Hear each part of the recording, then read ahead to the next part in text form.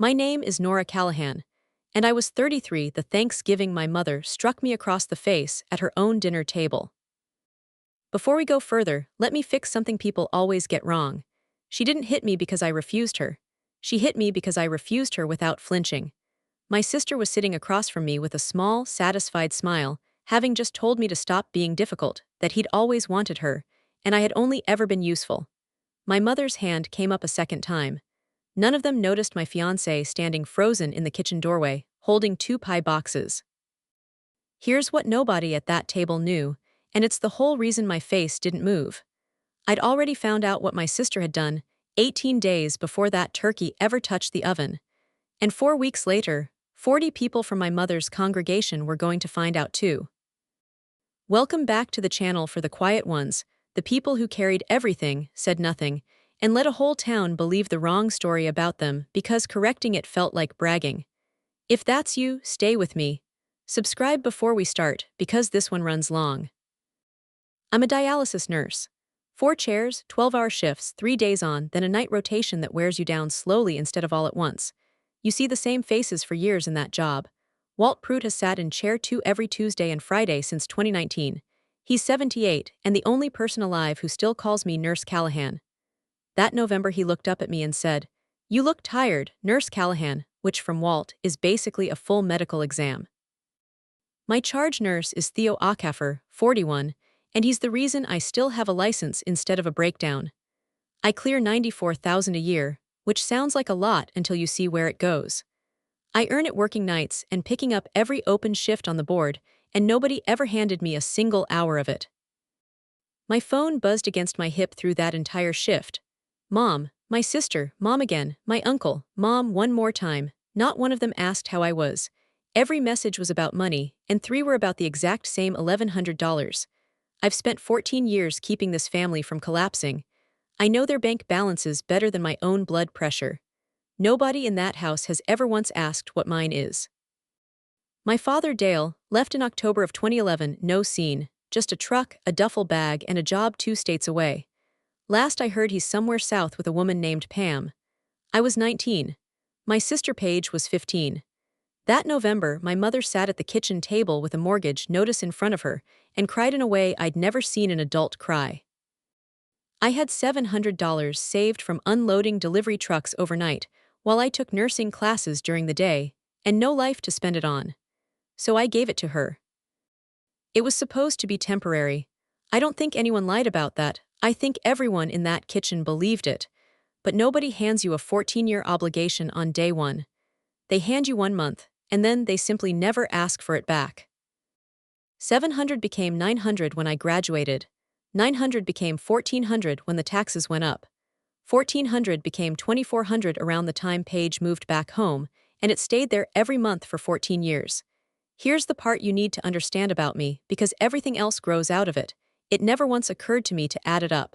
Not one time in 14 years. That isn't modesty. That's simply what it does to a person. Grant Aldis is 36 and sells farm equipment, a dull sentence that stops being dull the moment you meet him. He's a regional sales manager, brings home around $190,000 a year, and I want to be precise about what that means. He isn't wealthy. He's steady. That's the entire point of him. He's the most reliably boring human being I've ever met, and after 14 years of catching things before they hit the ground, boring and reliable landed on me like a warm blanket. He proposed at 7 in the morning in a hospital parking lot, ring still in his coat pocket because he couldn't wait until evening. I said yes with a coffee in my hand, still in scrubs. We booked the Fairview Grange for March 14th and put down $1,900. Norma Voss, 71, who's run that hall since before I was born, wrote our names in a spiral notebook with a ballpoint pen because she's never trusted a computer. Grant told me the only thing he needed was the date. "I don't need anything big," he said. "I need it to be March."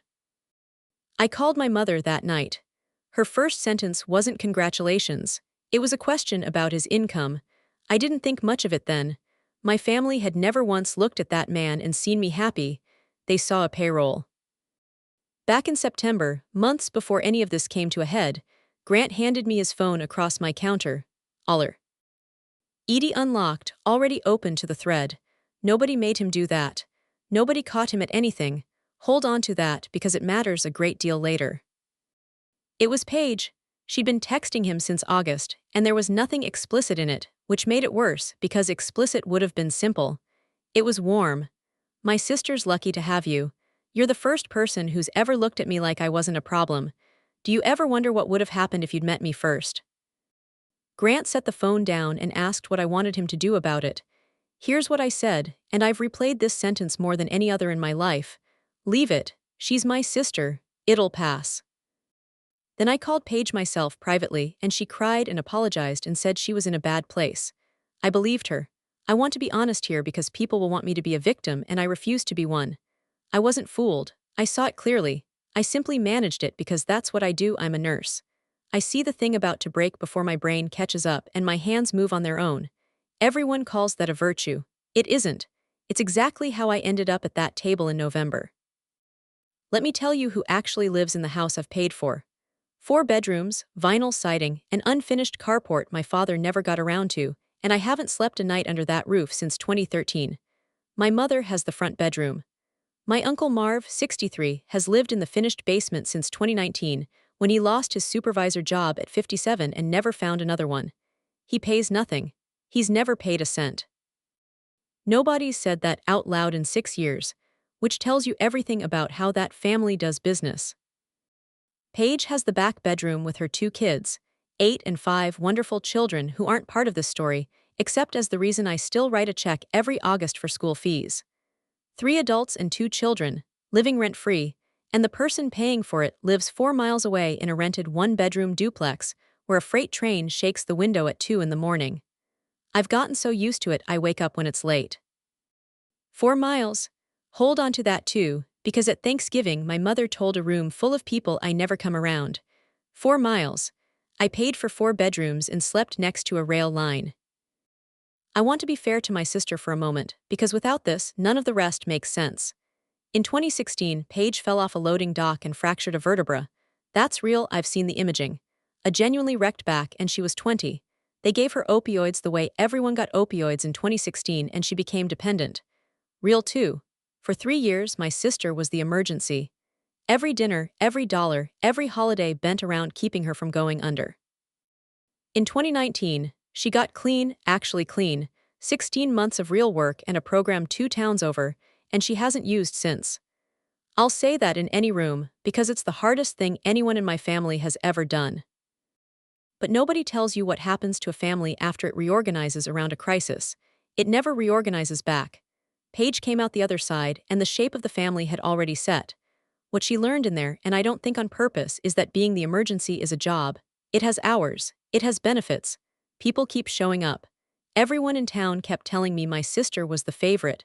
She wasn't. Neither of us was, because neither of us was ever really a person to them. She was a liability to manage, and I was a revenue stream to maintain. 2 line items. That's all either of us ever was. On October 20th, I drove the 4 miles, sat at my mother's table, and did the most professional thing I've ever done. I gave her 5 months' notice. I brought an actual paper calendar and laid it flat. After March 14th, the $2,400 a month stops. We have 5 months, I told her, and I'll help you use every one. I offered to sit down with her, go to the bank with her. I had a list. I'd done the thing I always do, seen the trouble coming and gotten ahead of it, and I was proud of that list. I want you to know I was proud of it, because that's the part that still makes me want to put my head down on a table. She didn't look at the calendar, she didn't ask one question about the number. She stared at the wall behind me and said the sentence I'd hear twice more before Christmas. You don't get to be the one who leaves. Not I'll lose the house. Not what am I going to do, that sentence. It was never about the money. It was about the role. I thought I was being kind giving them 5 months. It was a countdown and I'd started the clock. My Uncle Marv called the next morning at 8:15, 40 minutes after I got off a night shift, at roughly the worst moment of my week, and I've never once believed that was accidental. Nora, let's take the emotion out of this, he said. He'd clearly been up with a legal pad. The mortgage is 49. GHTY, your mother's check is 1610, utilities, insurance, taxes. Paige brings in nothing and we both know why. He used the word runway. My uncle, sitting in a basement he doesn't pay $1 toward, told me his own sister had 11 months of runway left. Then, there's a clean solution here, and you're the only variable. I stood in my kitchen, still in scrubs, and looked at my own hands. Variable, not daughter, not niece, not even a name and input to adjust when the output stopped matching expectations. He said solution and didn't say what it meant. Didn't need to yet. It was only October. Get some sleep, kiddo, he said, and hung up, and I didn't sleep at all that night. Carol Doyle has been my mother's closest friend since 1989, and she found me in the grocery aisle in early November holding a basket of food for one person. She's 58. She hugged me hard and long, and for about 4 seconds it felt genuinely good. Then she held me at arm's length and said, loud enough for the register to hear, "Your mom misses you so much, honey. I know your job keeps you busy." Then, warmly, like a gift, "But a daughter's a daughter, isn't she?" I stood there holding a rotisserie chicken and understood exactly what I was up against. Carol wasn't being cruel, that's what got me. She meant it. She genuinely believed it, which meant someone had repeated it to her patiently for a long time. My mother had never said she doesn't help. She just said in a soft, apologetic voice, she helps out when she can, to 60 people at church for 14 years and let the rest fill itself in. That's how it's done. You don't lie. You just leave a shape hanging in the air and let people color it in. I wasn't up against a lawyer. I was up against a story, and it had a 14-year head start. Fairview Community Church runs a prayer email chain, 60 addresses, every Wednesday night, mostly hip replacements and someone's cat. I've never been on it. On the second Wednesday of November, a woman named Trudy forwarded it to me, entirely well-meaning. I read it in the hospital parking lot at 6:50 in the morning, hands still smelling like sanitizer. Fourth line down, Nora Callahan, for guidance and a softened heart during a difficult season for the Callahan family. Submitted by C. Doyle. A softened heart. 60 people asked in writing to pray my heart would soften about paying for a house I don't live in, for a mother who's never thanked me so my uncle could keep his free basement. I read it maybe 5 times, and what I felt wasn't rage. It was something closer to respect, in a sick way, because I finally saw the shape of it. They weren't coming at me. You can fight someone who comes at you directly. They were building a version of Nora Callahan and installing it into 60 heads, so when the money finally stopped, everyone in town would already know exactly what kind of woman I was. A different kind of fight. I'd never been in one. If you're the person in your family who pays for everything, go add it up tonight. All of it back to the start. I never had, not once in 14 years, and I'll tell you why that matters in a minute. My sister showed up at my door on a Sunday, the first time in 2 years, carrying a coffee she'd actually bought me. She sat in the one good chair while I perched on the arm of the couch. She said the place was cute, meant kindly, and it landed like a small slap I didn't register until later. She talked about her back, her kids, and then got to it sideways, the way people do when someone's coached them. "Could you push the wedding back?" she asked gently. "Just until things settle." I asked what settled meant. She couldn't answer it. She opened her mouth, genuinely tried, and there was nothing behind it because there's no version of that sentence with an ending. Settled means until you die. She sat there, unable to find a date for her own sentence, and I watched her realize it and decide not to think about it. At the door she put a hand on my arm and said, "You'll be fine, you're always fine, you're just that kind of person." Like a compliment. It was 3 in the morning after a night shift when I finally opened my banking app at my kitchen counter and started scrolling back. The app only went to 2018, so I requested the rest, and it arrived 2 days later as a PDF, which I opened with one of those free calculators the drug reps hand out. $700 a month, November 2011 through May 2014. $900 through 2016. $1,400 through 2019. $2,400, 2020 through now -2 months in 2014, when I was recovering from my own emergency appendectomy and had nothing left to give. 168 payments. $247,900. I didn't cry. What actually happened was I sat completely still and stopped being able to hear my own refrigerator. And what unsettled me wasn't the number. A number is just a number, and I'd have G. Used high anyway. It was this. Nobody had ever stopped me from adding it up. Nobody hid anything. Nobody had to. In 14 years it had simply never entered my mind to look, and there's no version of that which is anyone else's fault but mine. Hold on to that number, 247.9. Everyone in this story hears it out loud in about 6 weeks, and none of them will be ready, myself included. 2 days later, coming off a night shift around 5:30, I drove past the grocery store because there's a light at that corner I always catch. Through the front glass, in the canned goods aisle, under those overnight lights, was a woman in her 60s in a plum-colored store apron, stocking cans of tomatoes. I pulled into the lot and sat there 20 minutes with both hands still on the wheel. I called Theo and asked, seriously, whether a person can hallucinate from sleep deprivation. He asked what I'd seen. My mother, I said. He was quiet a long moment, then said, Nora, she's been doing that for 2 years. 5 a.m. stocking shifts, 4 days a week since 2023. She never told me, never told Paige. Certainly never told Carol, who would have broadcast it through the whole church within the hour, which is exactly why she never told her. I sat in that lot and loved my mother so much it physically hurt. She wasn't lazy. She was terrified, had been since 2011, and now she was 60, stocking canned tomatoes before sunrise. And then I did the other math. 2 years of that secret, and she never told me. 14 years of my paychecks, and she never once thanked me. She could keep a secret from me for 2 years. She simply couldn't manage a thank you across 14. You can love somebody, and still be the thing they're standing on. On November 12th, I called the Grange about chair rental, genuinely all I was doing. Norma Voss answered, delighted as always. I said, March 14th, Callahan and Aldous, and heard her flipping through the spiral notebook.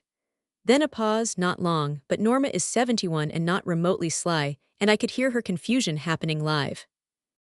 Oh honey, your sister already called about that. It's the 20th of June now. I went very calm, a professional deformity. Norma, could you read me the name on the booking? She read it slowly, hearing herself say it. Paige Callahan and Grant Aldous. My $1,900 was still sitting on that booking. The date wasn't mine. The name wasn't mine. Well, families do what families do, honey, Norma said, almost helplessly. I asked when the call came in. She checked. November 9th. 18 days before Thanksgiving. Whatever happened at that table wasn't a fight that broke out. It was step 2. Norma, would you do me a favor and not change anything yet? She agreed, and I hung up and sat in my car and didn't call anyone else. I called Grant that night. I didn't accuse him because there was nothing to accuse him of, but I didn't soften it either. I read him the 2 sentences Norma said, word for word, then stopped talking. The silence went on so long I checked the screen. Then, I'm calling her. Flat, short, and I knew it was true, because in September that man had handed me his own unlocked phone when nobody on earth was ever going to make him do it. A man involved in something doesn't do that in September. So no, I didn't spend 1 minute that November wondering about Grant. When my sister said what she said at that table 12 days later, my face didn't move, and that's the whole reason. He wanted to call Paige that night, wanted to drive out and end it before midnight, and I could hear that need in him. I told him no, not because I'm better than him, I'm not, because if he called her, it would happen over a phone between 2 people at night, and in my family a thing that happens where nobody can see it didn't happen. I'd learned that at 19. I wanted witnesses. He asked me the same question 4 times over the following 2 weeks, quieter each time, which told me it was eating at him. Why are you still going? I finally used the only language I actually own. You don't diagnose a patient over the phone. You go and you look at them. A chart tells you things and a call tells you things, but there's a category you only get by standing in the room, the gap between what people say and what their face does while saying it. I needed to see who at that table already knew about November 9th. My uncle, obviously. My mother, I genuinely didn't know.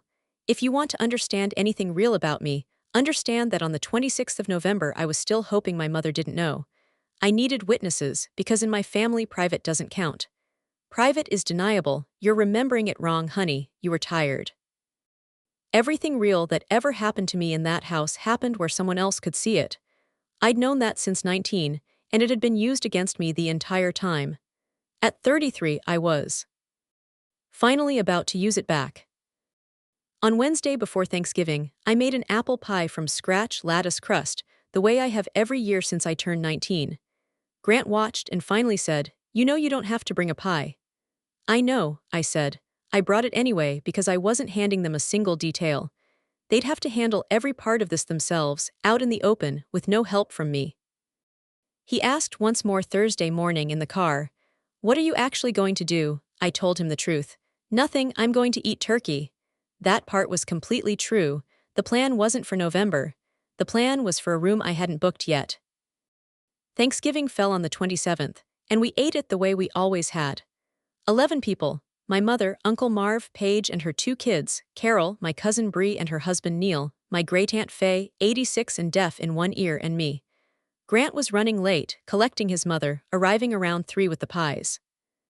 My mother hugged me at the door and told me I looked thin, which in her dialect is affection. The house smelled the way it has my whole life, and for 90 seconds I was just a person going to Thanksgiving. Then I carried my pie to the table and stopped. I've sat in the same chair since I was 19, window side, next to the radiator, because I run cold. That day, a small folded place card sat at the head of the table with my name on it, directly across from Uncle Marv. We've never once used place cards in that house. Not a wedding, not a funeral, ever. I stood there holding a pie and thought, with total clarity, nobody moves a person's seat unless they've got an agenda. Here's how I knew, before a word was said. At 20 to 3, Paige took her kids into the living room to turn on the television. Normal, kids get restless. Except she did it 4 seconds before Uncle Marv tapped a spoon against his glass. She knew the schedule of the entire thing. She'd cleared the room right on cue. My uncle stood up at his sister's table, in the house he doesn't pay for, and said, "While we've got everyone here." Carol folded her hands the way she folds them in a pew. Great-aunt Faye turned her good ear. Bree looked at Neil, and Neil looked at his plate, and I understood from that look that they'd been told beforehand and hadn't agreed to any of it, and were about to sit through it anyway. Marv talked about the runway again. "This isn't about anybody's feelings, and it isn't about anybody's fault," he said. "We're asking you to be reasonable about timing." Then, "Nobody wants to say it, so I will." I set my fork down, folded my hands in my lap, and got ready to count. He said it, postpone the wedding. Not cancel, he'd chosen his words carefully. He's not a stupid man, postpone indefinitely until the house is stable. He looked around the table gathering nods and got them from Carol, who murmured, "Any good daughter would," to nobody in particular. From Faye, who I'm not sure heard it, not from Bree, not from Neil, who never looked up. Paige sat to my mother's right, hands around a coffee cup, and said nothing, which told me more than anything spoken. Then my mother spoke, skipping Marv's careful phrasing entirely. She'd been holding this since October 20th. "You don't get to be the one who leaves." The second time, word for word. I looked at her and answered exactly once, at my normal volume. "No." That was the entire response. No explanation, no apology, no trace of the 40 sentences I'd carried since October. Just the one word, left lying on the tablecloth. The table went silent, and I understood, for the first time in 33 years, that arguing is a form of participation. If I'd argued, they'd have had something to hold. Into that silence my sister smirked, and I want to be precise because it wasn't malice, it was comfort. The expression of someone relaxed because she'd already won this 18 days earlier, on a phone call with a 71-year-old woman and a spiral notebook. "Stop being so stubborn," she said, leaning back with the coffee cup. Then, "He always wanted me. You were just useful." 9 people heard her. My mother heard her. My uncle heard her. Carol heard her and made no sound, and my face refused to move a muscle, because the first half was a lie I'd known was false since September, and the second half was true, and I'd known it since November 12th. There was nothing left in either sentence that could hurt me.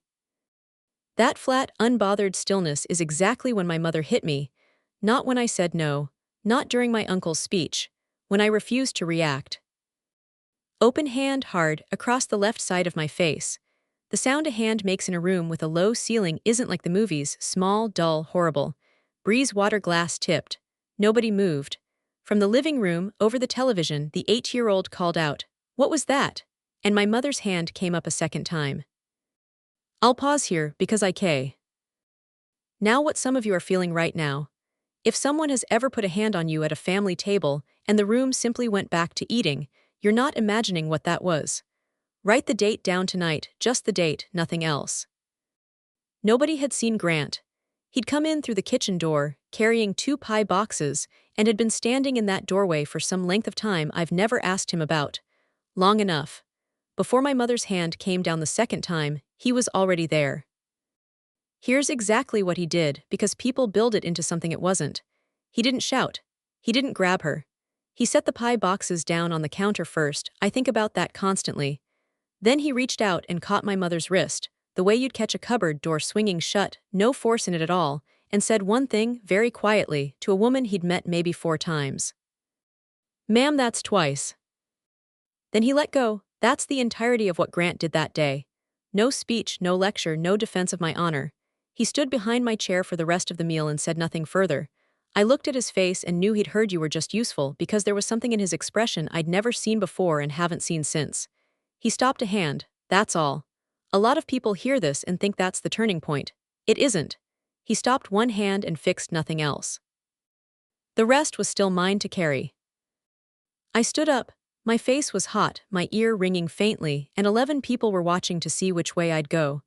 So I picked up my plate, carried it to the kitchen, washed it, dried it, set it in the rack, the same way I've washed my own plate every Thanksgiving of my adult life.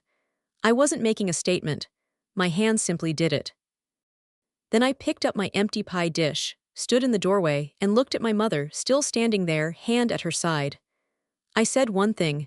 Not bitter, I've replayed it 1,000 times, and there wasn't a drop of bitterness in it, and I don't know what that says about me. "Thanks for dinner, Mom." I walked out, nobody followed. Not one of the 11 people in that house came out to the carport.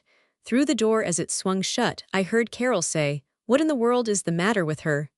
By 8 that night, my mother had already told 4 people I'd taken it well. She genuinely thought it was finished. She thought she'd won it right at the table. Here's what I had, stripped of everything else by December, nothing. There was nothing to sue anyone over. My sister called a halt and moved a date, rude, not a crime. My uncle made a speech. My mother struck me once, and I was never going to have my 60-year-old mother arrested, and even if I'd wanted to, I'd have needed 11 people willing to tell the truth about what they saw, and I knew exactly how many actually would.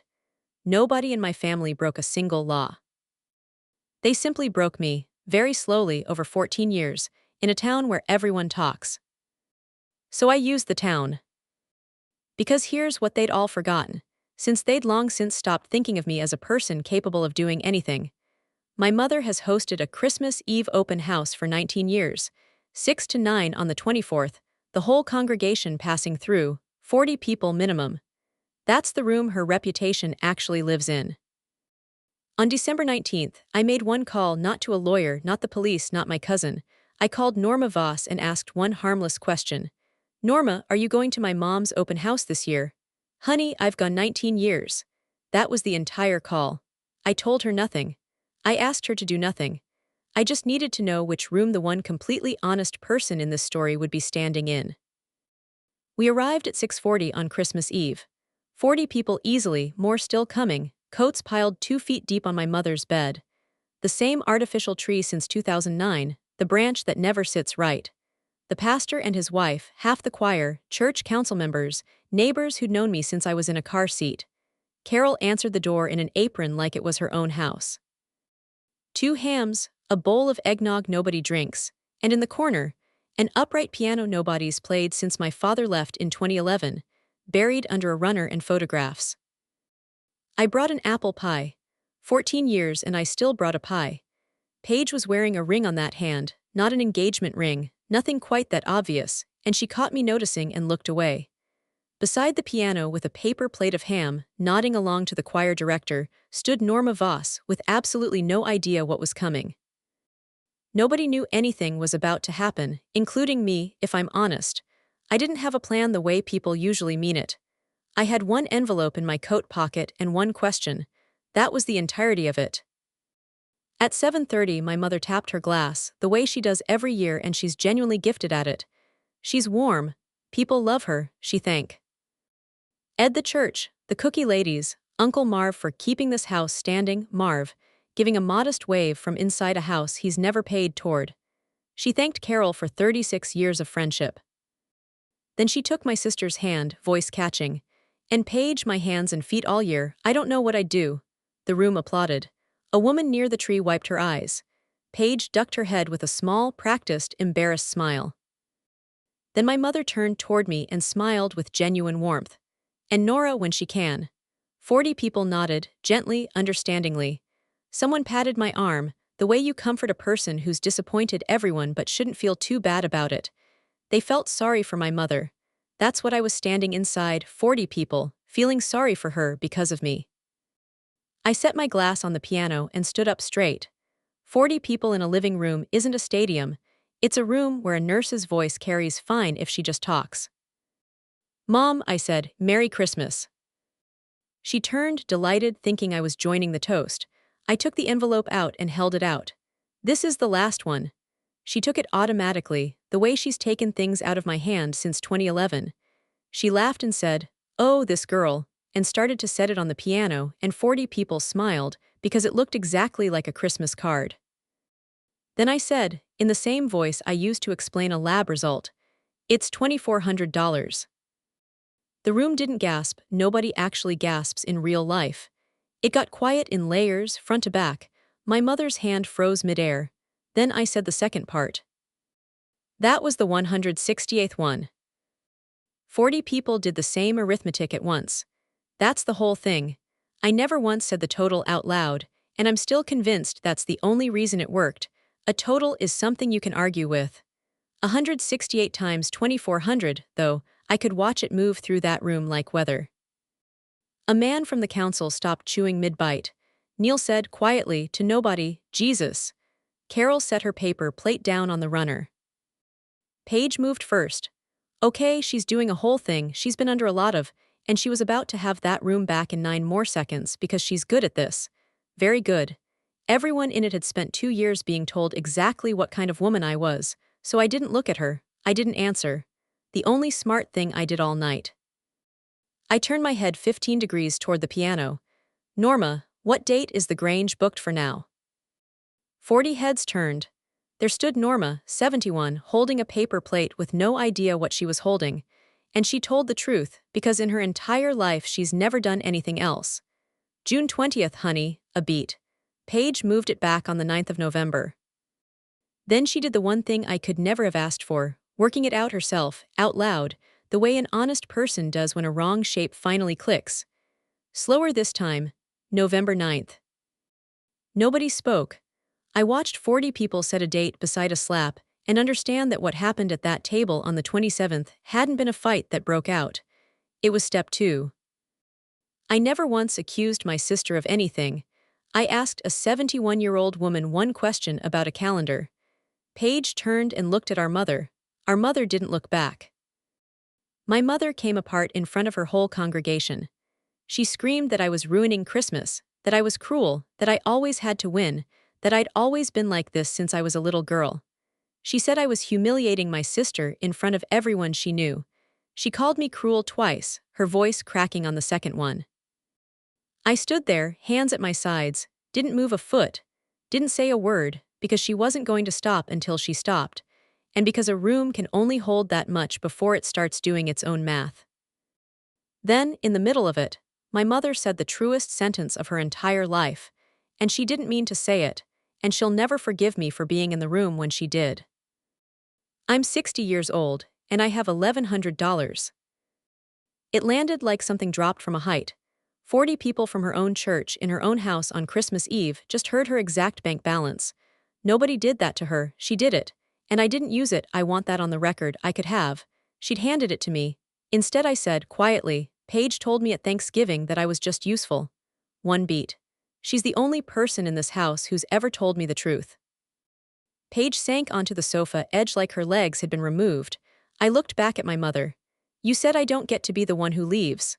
One beat. Mom, I left when I was 19. I've just been paying rent on a room I was never actually in. Grant didn't say a word. He went and got our coats.